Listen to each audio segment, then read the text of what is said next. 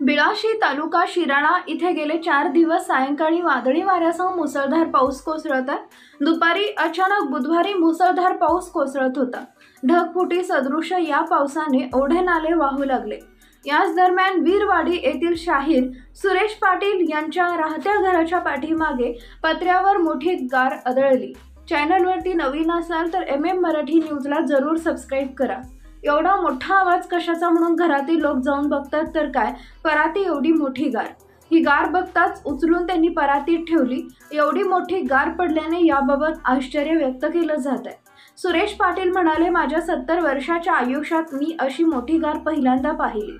ही गार घराच्या छपरावर पडली असती तर छप्पर फोडून ती गार घरात आली असती, परंतु सुदैवाने सदरची गार पाठीमागे उघड्या परड्यात पत्र्यावर आदळली, त्यामुळे कोणतीही जीवितहानी व नुकसान झालं नाही। ही गार बघण्यासाठी वीरवाडीतील नागरिकांनी मोठी गर्दी केली होती। सुमारे 6 ते 7 किलो वजनाची बर्फाची लादी असेल एवढ्या आकाराची ही गार होती। पाऊस थांबल्यानंतर बराच वेळ ही गार पाहण्यासाठी लोक येत होते। तासाभराने ही गार विरघळून गेली, परंतु या गारीची परिसरात चांगली चर्चा सुरू आहे।